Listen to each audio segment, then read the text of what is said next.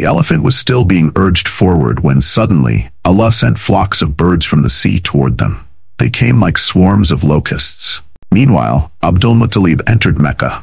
He reached the sacred mosque and, holding the chain of the Kaaba's door, prayed for victory against Abraha and his army. His words were, "O Allah, this servant is protecting his caravan and his people, so protect your house, the Kaaba. Let Abraha's army not succeed, for their strength is nothing before yours. Let the cross not triumph today." The reason he mentioned the cross was because Abraha was a Christian, and Christians carried the cross as their symbol. Abdul Muttalib then took his people and climbed Mount Hira, as they believed they couldn't directly confront Abraha. And then Allah sent flocks of birds, larger than sparrows. Each bird carried 3 small stones in its beak. The birds started dropping these stones on Abraha's army, and as soon as the stones struck them, their bodies were shattered, much like how bodies are torn apart when bombs are dropped today. However, Abraha's elephant Mahmud remained unharmed, though the rest of the elephants, 13 in total, were destroyed. They were reduced to corpses, just as described in Surah Al-Fil.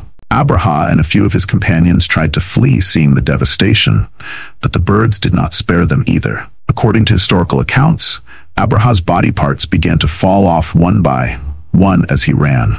Meanwhile, Abdul Muttalib was still waiting for an attack, but when it didn't come, he descended to find out what had happened. When he left Mecca, he saw that the entire army had been annihilated. He and his people found abundant spoils, including gold and silver. Some of Abraha's army, including Mahmud's handler, who had failed to lead the elephant, stayed behind in Makkah. Just a few months after this event, our beloved Prophet Muhammad, peace be upon him, was born. He was born in a house near Mount Safa. Hazrat Ka'b Ahbar, Razi-Allah anhu, narrates that he had read in the Torah that the birth of the Prophet Muhammad, peace be upon him, would occur in Makkah. Ka'b, who had previously been a Jew, was familiar with the Torah. As soon as the Prophet, peace be upon him, came into the world, he cried. Hazrat Abdul Rahman ibn Awf's, Razi-Allah anhu, mother, who was present at the time of the birth, said that when Hazrat Amna gave birth, she was there, and the Prophet, peace be upon him, came into her hands. It seemed she was the midwife,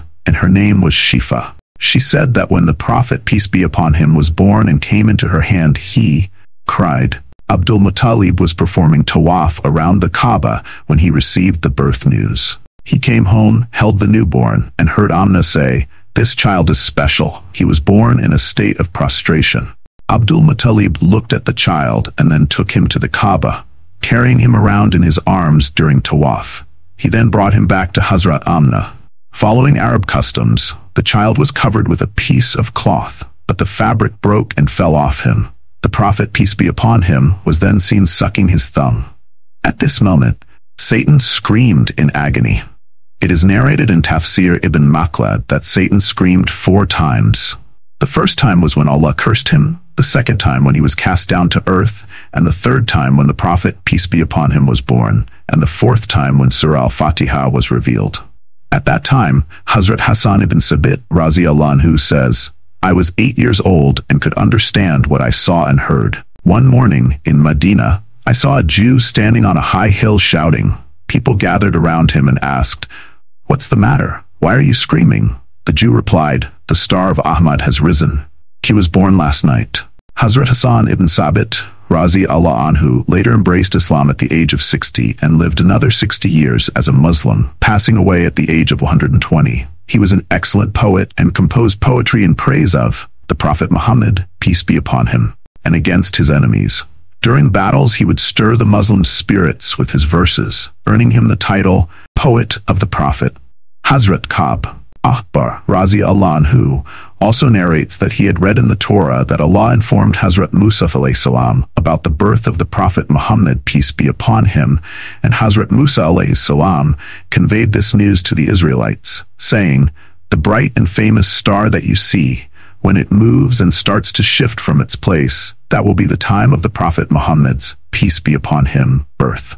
This knowledge was passed down among the scholars of the Israelites, so they also knew the signs of the Prophet's birth.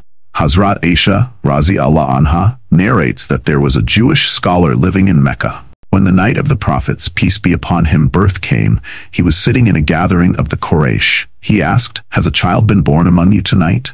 The people replied, "We don't know." The Jews said, "Listen carefully to what I say. Today, the last prophet of this ummah has been born, and Quraysh, he is from among you, for he is a Qurayshi. He has a mark near his shoulder, a seal of prophethood with many thick hairs.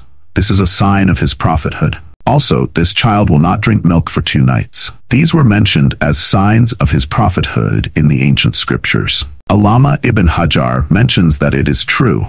The prophet, peace be upon him, did not drink milk for 2 days. When the Jewish scholars shared this information, people were shocked. They spread the news, and when they reached their homes, each told their family what the scholar had said. The women, having already heard of the birth of a boy to Hazrat Amna, informed their men.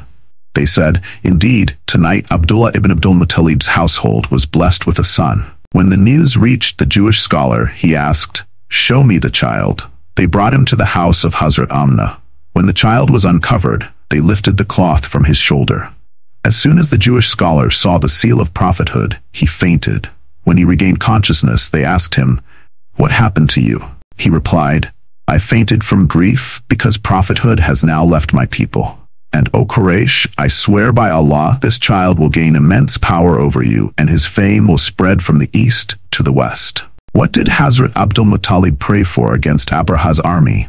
Hazrat Abdul Muttalib prayed, "O Allah, this servant is protecting his caravan and his people. So, protect your house, Bait ul Allah. May Abraha's army not succeed, for their power is nothing compared to your power." Whom did Allah send to destroy Abraha's army? Allah sent flocks of birds called Ababil, which came like swarms of locusts. Each bird carried 3 small stones in its beak, which they dropped on Abraha's army. What happened to Abraha's army when the birds dropped stones on them? When the birds dropped stones, Abraha's army was torn apart, much like bodies would be torn apart by a bomb today. Only Abraha's elephant, Mahmud, survived, while the rest of the elephants and the army were destroyed. What did the Jewish scholars say about the birth of Prophet Muhammad, peace be upon him? The Jewish scholar said, "The last prophet of this nation was born today, and he is from amongst you," meaning from the Quraysh. The seal of prophethood is on his shoulder, and his birth was foretold in the ancient scriptures. How did Hazrat Hassan San bin Sabi'ullah and who hear the news of the birth of Prophet Muhammad, peace be upon him? Hazrat Hassan bin Sabit, Razi al-Anhu, heard a Jewish man in Medina, standing on a high place, shouting that the star of Ahmad has risen, and he was born last night.